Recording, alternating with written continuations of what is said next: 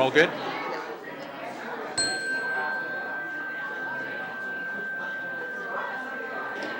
Our pianist is not noticing this either.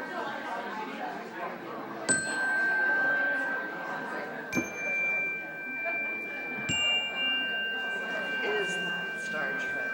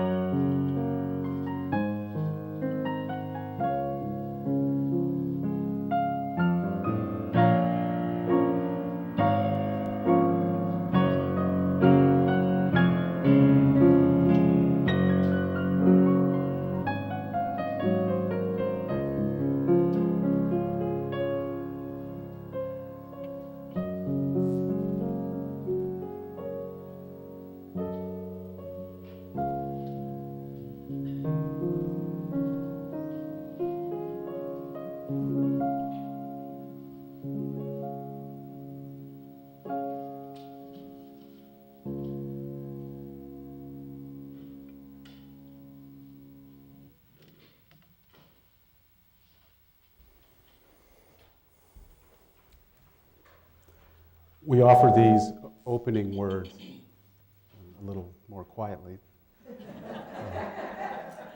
from Andrea Hawkins Camper. Come, gather in. In the houses of the holy, the world pauses. In the hearts of the holy, love abides. In the houses of the holy, the world pauses. In the havens of the holy, hope comforts. In the hearts of the holy, spirit refreshes. Come then, one and all, gather in. Come then, one and all, gather here. Bring here all of your heart. Bring here all of your body. Bring here all of your soul. Come then, bring the broken, the vulnerable, the ragged, the outcast, the other. Come then, gather in, come. Come then, one and all, gather in. Come then, gather in.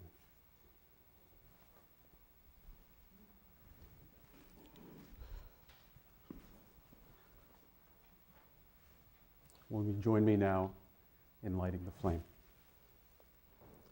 This flame affirms the light of truth, the warmth of community, and the fire of commitment.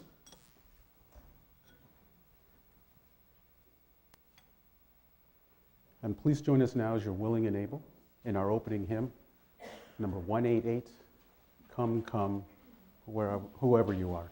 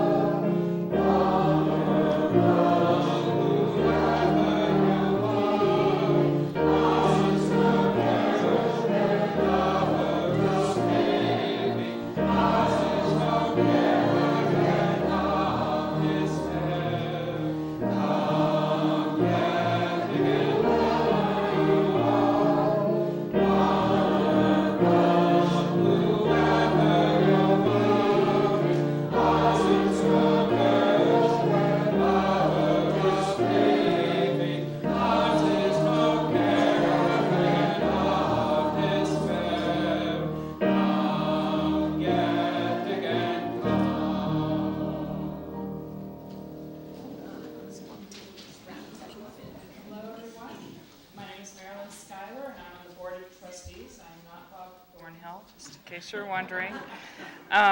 We have Unitarian Universalism traditions. We have caring hearts and open minds and helping hands.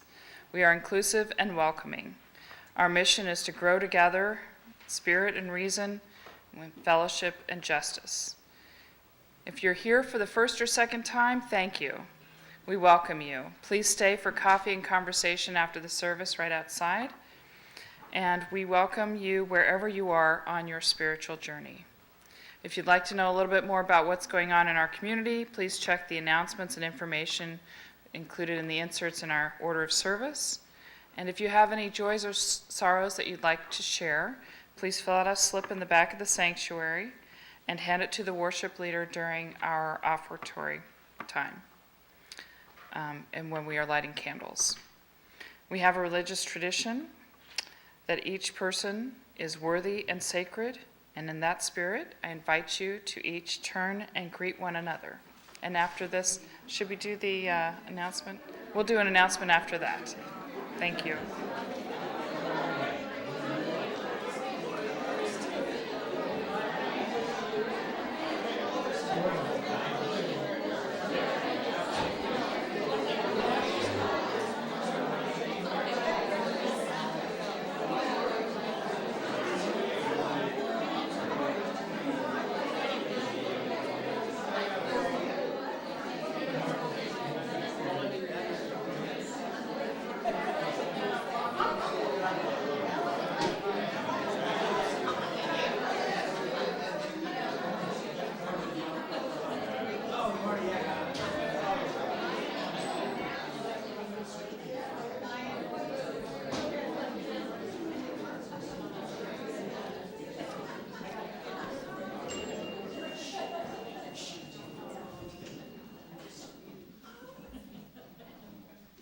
Just a quick announcement. It is in the insert. It was in the e-newsletter, but we just like to tell you all the time the same things over and over again, just so that you know. So next week is the 21st, and after we have potluck.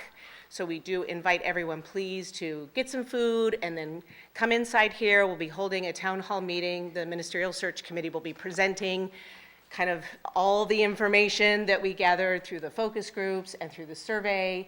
And we just want to share that with you and answer any questions that you have about what's going on along the way. Childcare will be available, so if you have little ones that need to be looked after during that time, that will be taken care of as well. So we look forward to being all together next week. Thank you.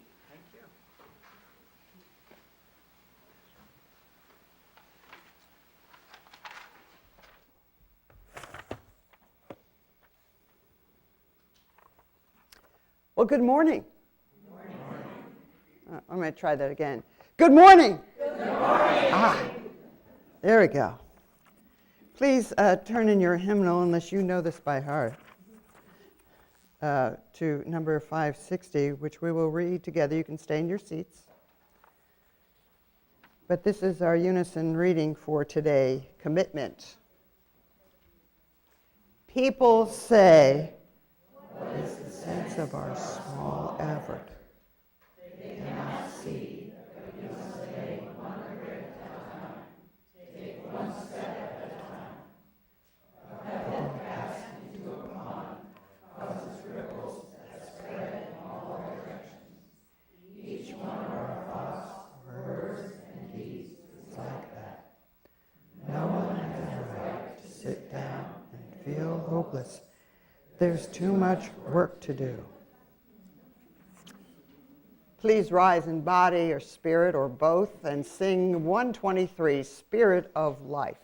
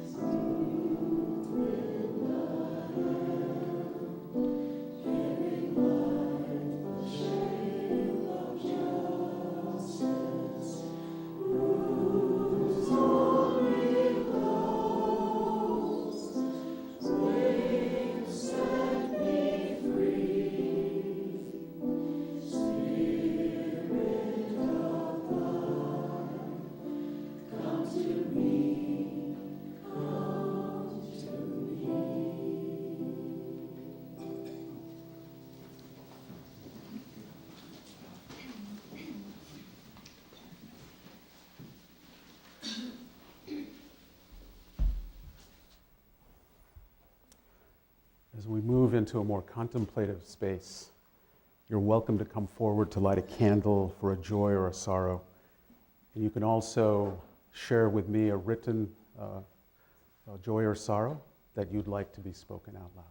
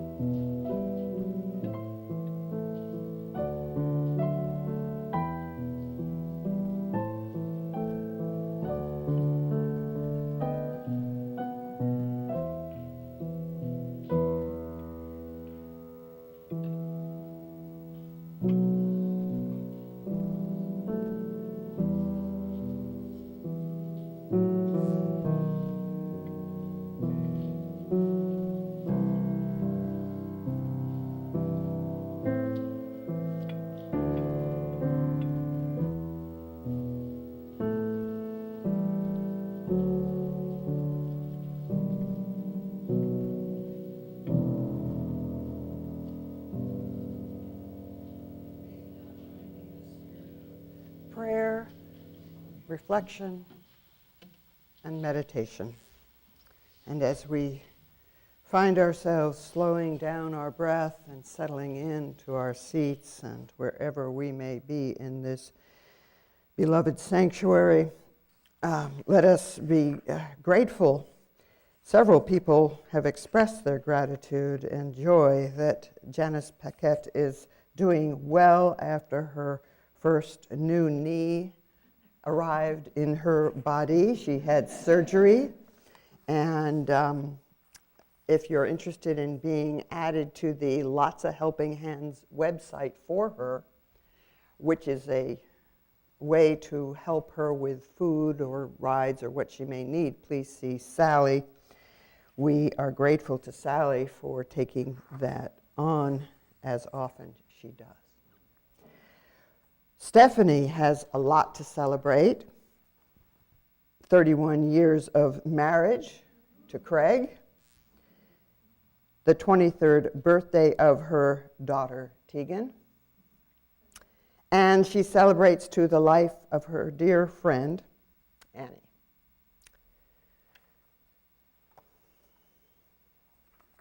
And an anonymous soul, probably speaking for a number of you, celebrates the joy of making a new friend like themselves, different from themselves,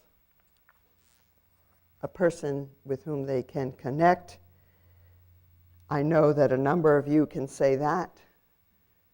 And for those things that remain in the silent sanctuary of our hearts, the joys and the sorrows, we give thanks for this community.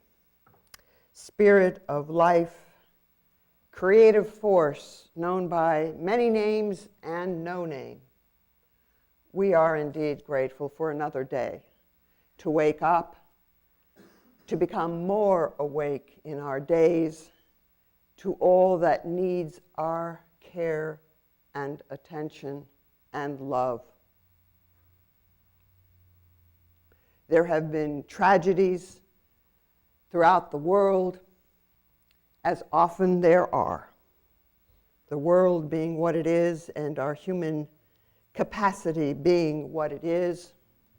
We are thinking of many different things among us, and among the things that stand out are the climate change related weather events that tear up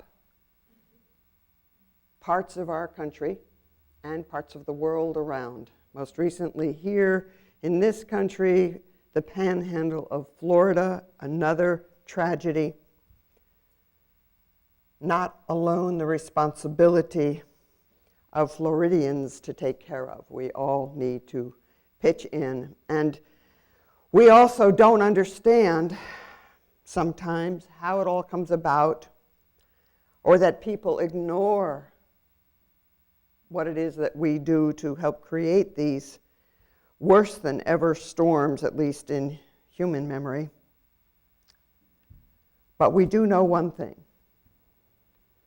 While we may not understand how it is that some people choose to ignore these things or our part in them, we know that love that we have is not just a four-letter word, but it is something that we can put into action to help others to learn, help others to heal, help communities to mend as well. May it be so, and amen.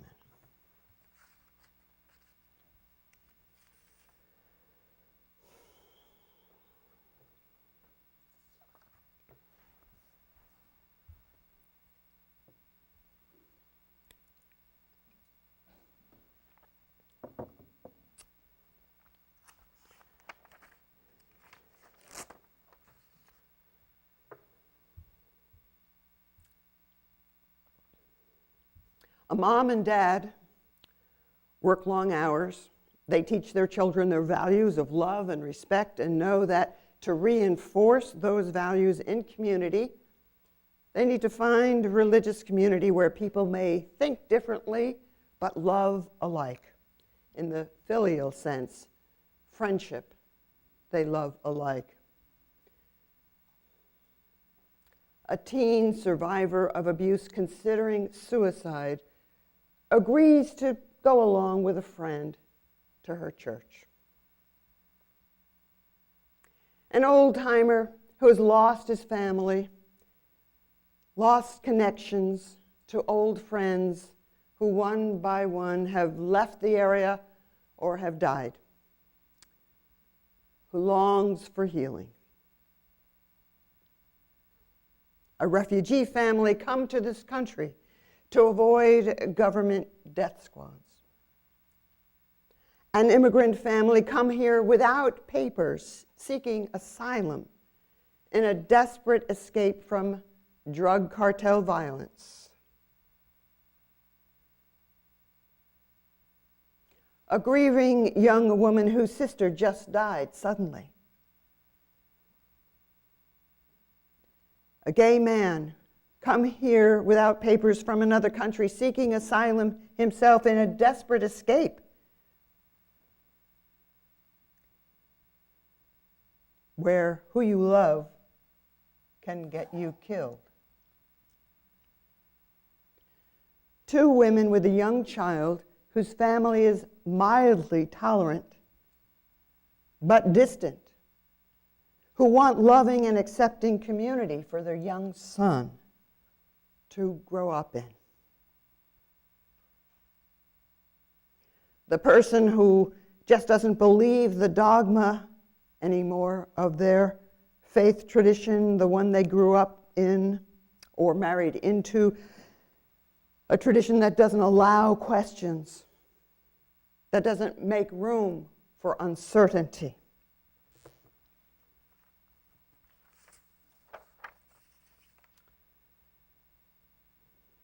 A woman who has finally had the courage to live as herself, transgender, in need of a safe place to be with good, welcoming, loving people. A family living in their car. A woman living in a cardboard box. A runaway teen frightened for his future, or if he will ever have one. A little girl whose parents are yelling so much at one another that their little girl gets ignored. The little girl is sad and lonely much of the time as her parents escalate their yelling.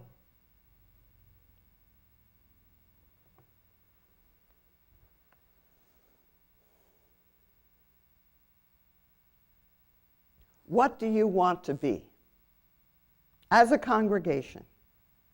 Remember last week, those of you who were here, that exercise I had you do, some of you did it, thinking in terms of your own best selves in the future. I'd like you to consider, if you haven't already, what it would mean for UUCIL, this congregation, to be its best self into the future. What would it look like? What would be going on here? What would you be doing, or people who come after you?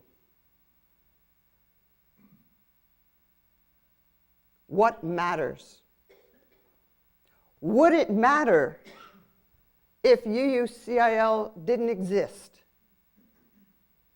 Would it matter to you personally, or your children, or your children's children, or your neighbors, or the larger community of Livermore, or beyond? Would it matter? What would make it matter? What does make it matter, and what would make it matter into the future? Who do you want to be? What do you want to be?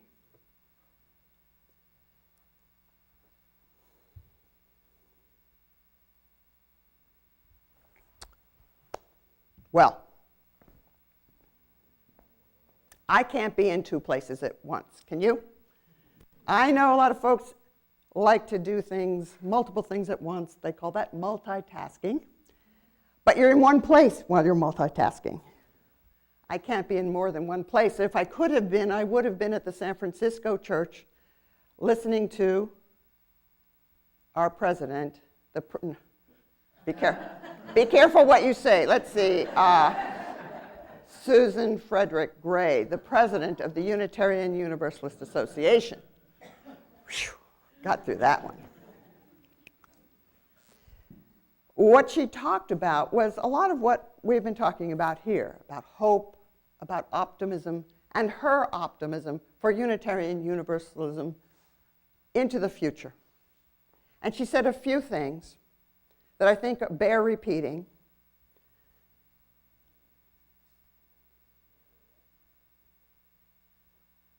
She said that joy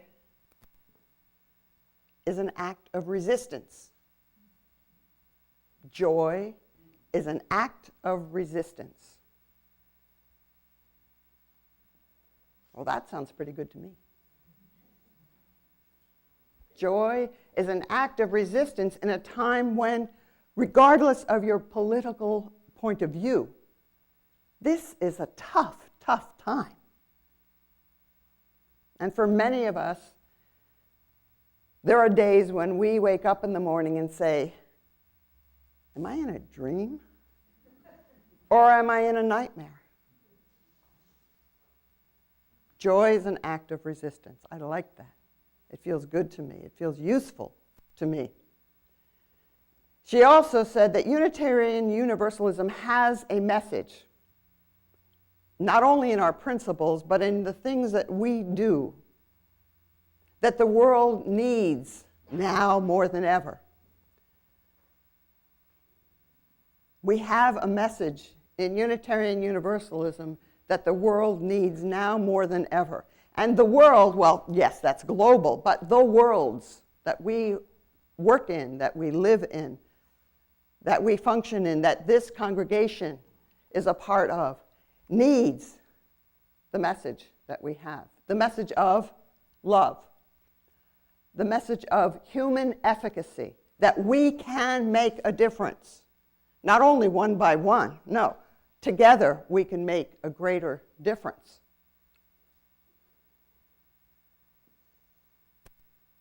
She said a little bit about her coming to Unitarian Universalism. In fact, she was born into it. Her family was a Unitarian, members of a Unitarian congregation. She said that our tradition saves lives. Now, you've heard me, some of you, say that this is a lifeboat.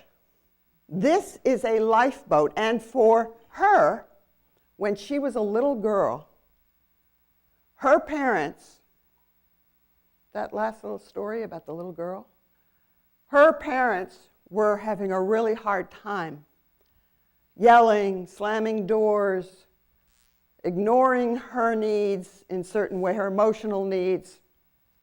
And when she came through the door on Sundays and went to her religious education class, what she found there was something very different. She found peace, she found affection, friendship. She found a place of refuge. Yes, she was born into Unitarianism, but in that moment in her life, she needed what she found there more than any other time in her growing up years. That's part of who we are. That's part of who we are as Unitarian Universalists. We provide, in a way, sanctuary for children, for young adults, for older adults, who in a moment's time or a longer period of time need this community to share its warmth, its love, its listening ear, its compassion, its strength, its courage. I couldn't be in two places at once.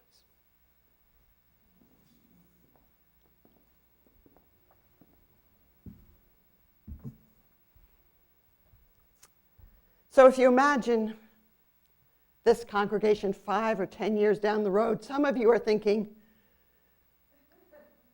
I don't know if I've got 5 or 10 years. Are you kidding me?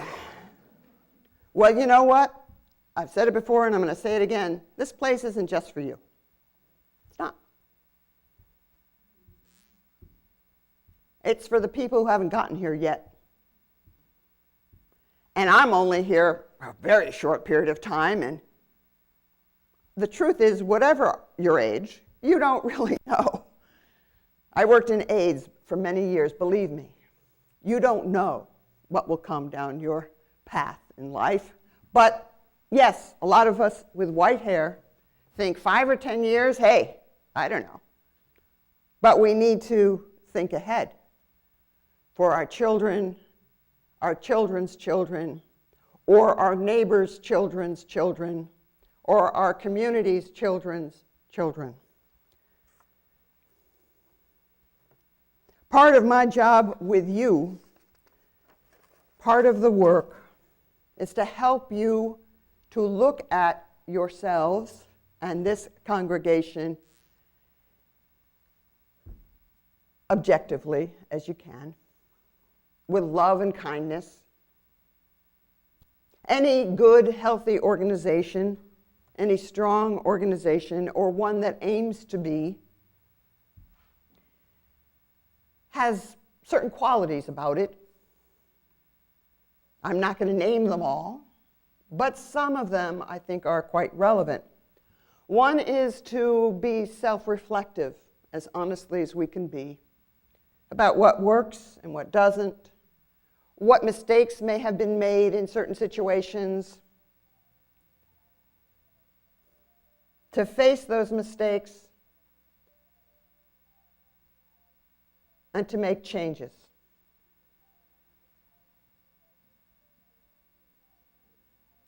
I hear music. And that makes me want to sing. But I'm supposed to be preaching, so cut off the music, please. Thank you. So, facing your mistakes honestly as a community, as a committee, as a task force, as a person, and coming together to correct them as best one can, or as best as a committee can. What works, what doesn't. One of the things that needs to happen is an examination of communication systems. I don't mean just the phone or the internet. I mean the systems of communication within the congregation. How do people learn when decisions are made, for example? You know, a committee makes a decision and then they say, that's great, let's meet next month. And it actually impacts other people's functioning and other committees' functionings, but how do they learn about that? You know, Stephanie said, almost apologetically, here I am again with, you know, we put it in this newsletter and we put it over there and here I am again. Well, you know what? You know this. 5 or 6 different ways is how people learn things. I told you also when I first started that people tend to remember, if you're lucky, 10% of what you've preached the next day. Trying to consider which is the 10% I want you to walk away with, but I ultimately have no control over that either. So one of the other things, which is a big thing, is roles and responsibilities. Who's supposed to do what? What is the boundary of their authority? How do I know? As a newcomer here, I've been here a month-ish, a little over a month. How do I find out who's on first, what's on second?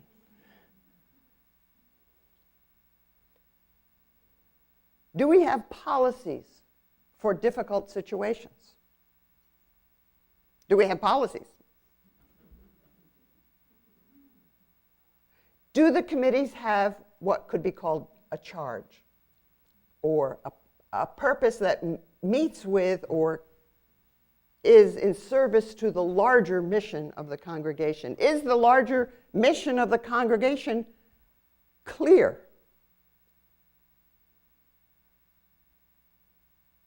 Are the activities going on in committees or in the community or however, are they in keeping with your mission and your vision for the 5 and 10 years ahead? Who do you want to be? Who do you want this congregation to be in the larger community? How do you want to be known? I'm your interim minister. There are things that I am here to help you with, some of which you're not going to want to do.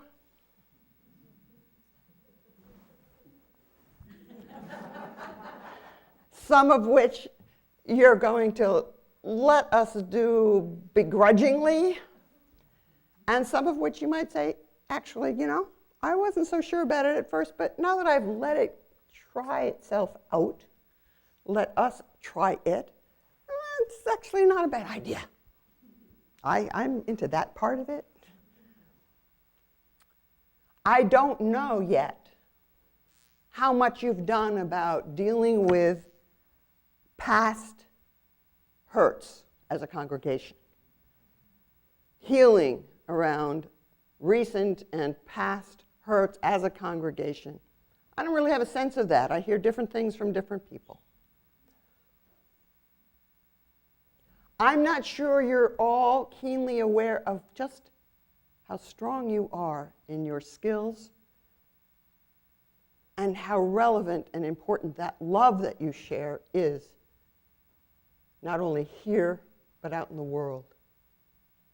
And being relevant is critical, not just in terms of what I just said. I mean in terms of how you manifest that love in the world.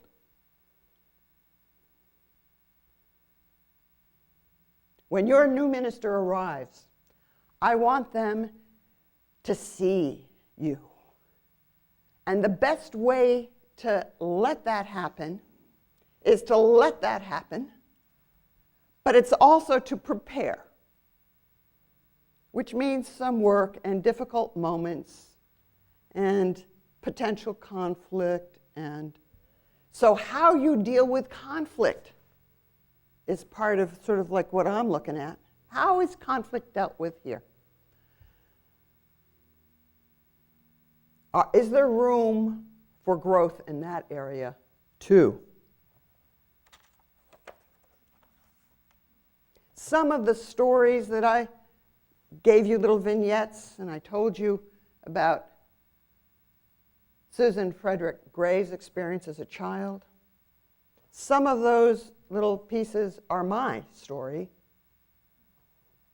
Ultimately, there are a few things I can say about Unitarian Universalism in my life personally. One, I came to Unitarian Universalism for my son. Two, he chose the religion of baseball. He just was not going to sit in a circle and have somebody tell him a story. I'm sorry. Sit still, Seth.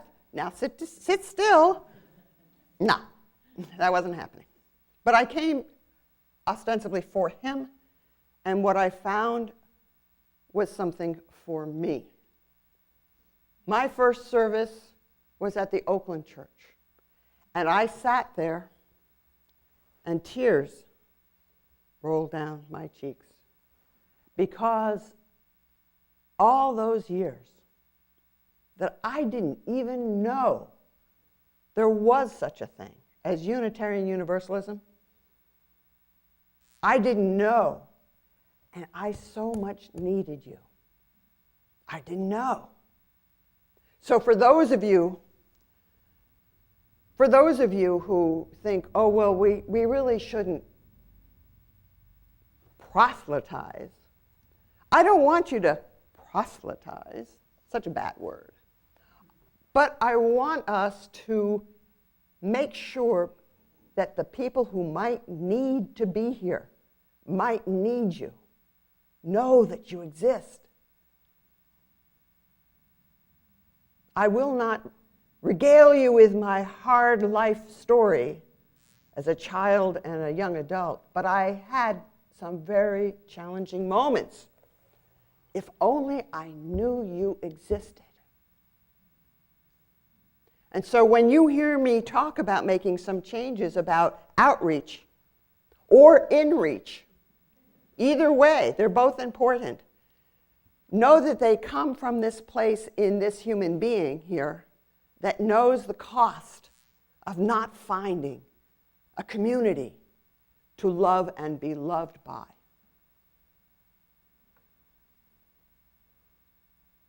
So, what is the future that you want for this congregation? With you and someday without you. People are afraid to talk about money. It's like it's a dirty word. There are lots of things that are a little less exciting that we could be talking about. Money is an important thing to talk about. It is not time for the annual stewardship drive, I know. But every time we can, we should be looking at ourselves and saying, am I giving of myself in the way that I need to? So that this congregation can not only survive, but thrive and be here 5 years from now, 10 years from now, and even closer in time in ways that will help others, that will serve the common good. We're about the common good, not just what's nice for us. You matter. You matter, and the person who isn't here yet matters. And the people who aren't here yet, some of them will not look like you. And that's good. No offense. Hey, you're beautiful people. They won't look like you. They won't act like you. They won't have the same favorite foods as you. They won't like the same music that you like. Maybe yes, maybe no, I don't know. But Livermore is a growing community in many ways. And we need to do our work here. Not just the head stuff of, oh, I'm open. No. The work here. And with one another to really open up the doors of our minds and hearts that we can really be welcoming to the people who are different from ourselves, including, I know there are some younger folks here, but including more young people. People of color.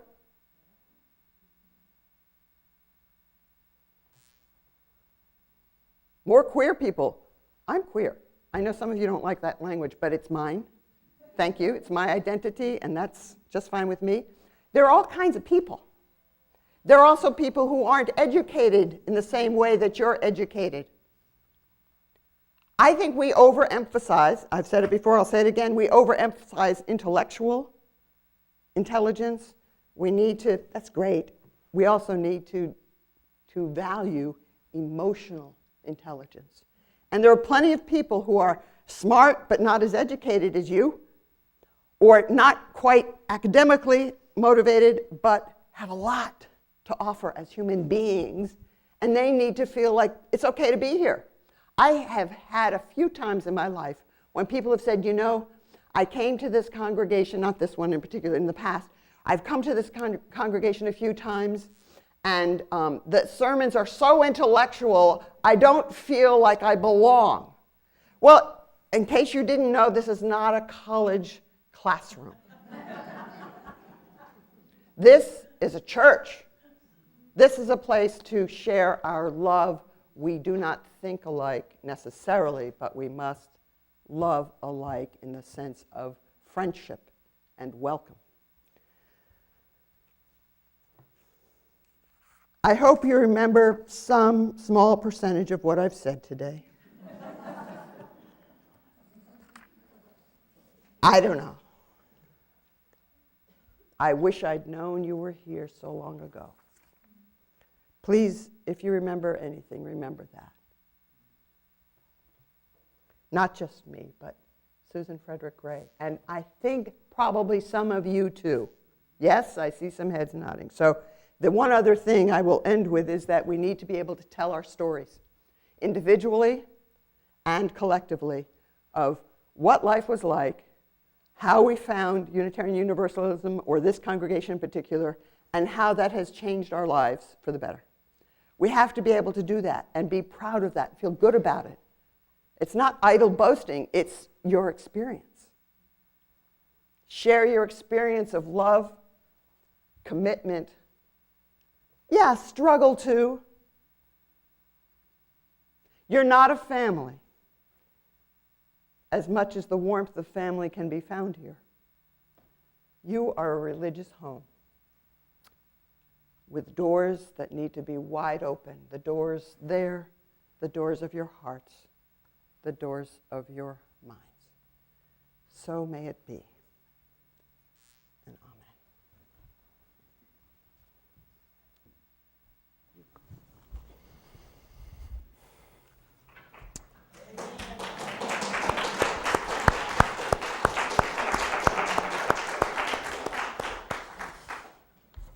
So my 10% that I'm going to remember is that we're too smart. We need to dumb down a little bit.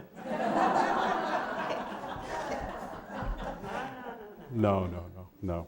And I think the most important thing that I heard this morning, or one of the items, is that this is not just for us. I mean, I've never really thought about 10 years from now, when we move on or move along or are still here. This community needs to persist. How can we do that? How can we help? I mean, there's a million different ways. One of the ways that we can do it is opening our wallets this morning, just a little teeny tiny bit, to keep those doors open a little bit wider. That's one thing we can do. So I had a canned speech that I'm not going to do here. So if you're here for the first or second time, please let the basket pass you by. You're our guest.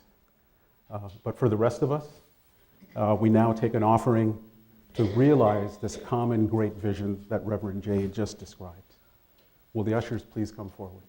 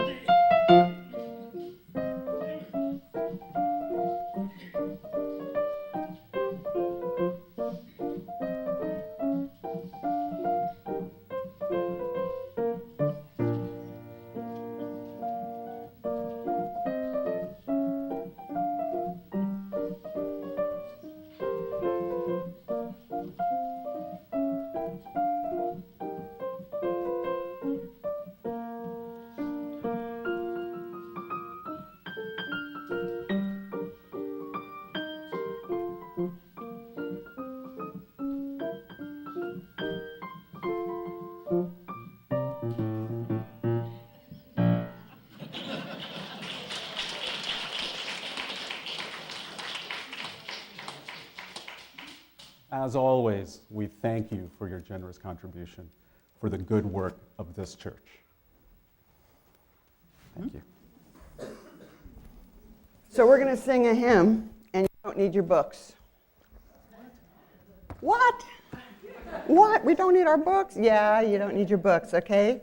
Those of you who know There Is More Love Somewhere, it's a zipper song, as I understand zipper songs. It's love, hope, peace, joy, and we'll get help from those of you who know it well. Please rise in body or spirit and join in singing There Is More Love Somewhere.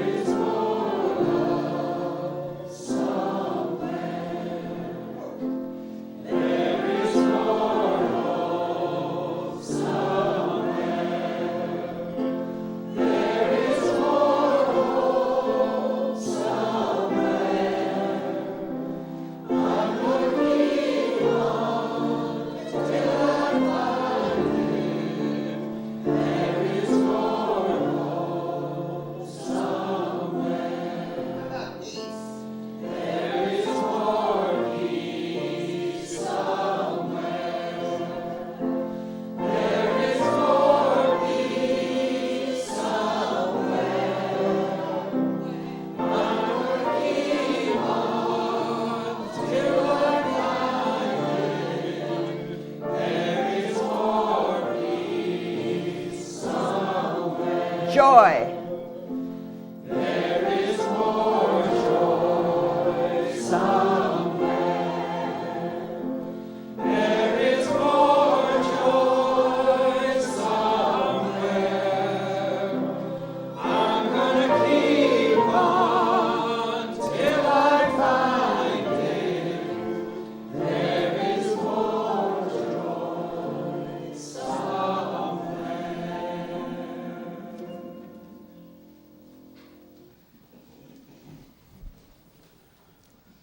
We extinguish this flame, but not the light of truth, the warmth of community, nor the fire of commitment.